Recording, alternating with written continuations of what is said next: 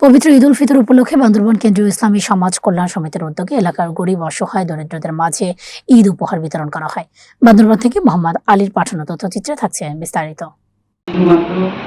গরিব দুঃখীদের মাঝে ঈদ বস্ত্র বিতরণ করাই আসলে আমাদের কাজ না। পবিত্র ঈদ উল ফিতর উপলক্ষে বান্দরবান কেন্দ্রীয় ইসলামী সমাজ কল্যাণ সমিতির উদ্যোগে শতাধিক অসহায় ও দরিদ্র পরিবারের মাঝে ঈদ উপহার, শাড়ি ও লুঙ্গি বিতরণ করা হয়েছে। শনিবার 14 মার্চ 24 রমজান সকাল 10:30টায় সমিতির নিজস্ব কার্যালয়ে এই বিতরণ অনুষ্ঠানের আয়োজন করা হয়। সমিতির সহসভাপতি মাওলানা দলিলুর রহমান আনসারির সভাপতিত্বে এবং সেক্রেটারি মোহাম্মদ ইসাকের স্বাগত বক্তব্যের মধ্য দিয়ে অনুষ্ঠানে প্রধান অতিথি হিসেবে উপস্থিত ছিলেন বান্দরবানের জেলা প্রশাসক ও সমিতির সভাপতি শামীম আরা রিমি। অনুষ্ঠানে বিশেষ অতিথি ছিলেন জেলা প্রশাসনের সহকারী কমিশনার জয়া দত্ত, বান্দরবান প্রেস ক্লাবের সাবেক সভাপতি অধ্যাপক ওসমান গনি এবং জেলা আইনজীবী সমিতির সদ্য সাবেক সভাপতি অ্যাডভোকেট মোহাম্মদ আবুল কালাম।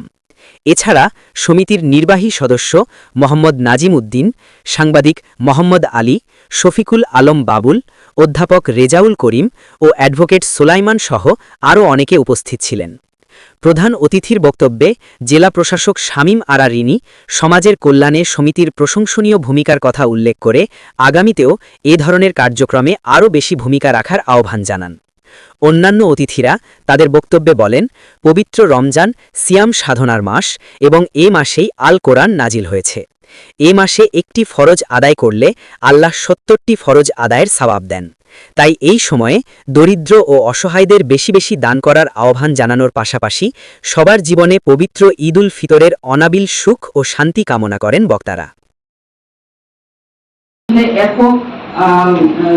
প্রতিষ্ঠান প্রধান দিয়ে আসলে পরিচালনা খুব কঠিন হয়ে যাচ্ছে এবং বিভিন্নভাবে সমালোচিত হচ্ছে।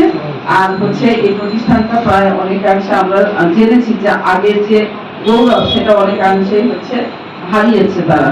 তো আমাদের এটা ইসলামী এই সমাজ কল্যাণ সমিতিও আমি অনুরোধ করবো তাদেরকেও এই বিষয়গুলো একটু পর্যালোচনা করার জন্য এবং এইগুলোকেও আমাদের একটু অবদান রাখার প্রয়োজন আছে বলে আমি মনে করি।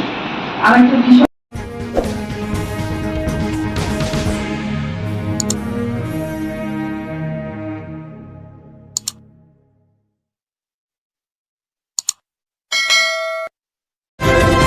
বাংলা নিউজ 21 চেতনায় সত্য প্রকাশে অঙ্গীকারবদ্ধ।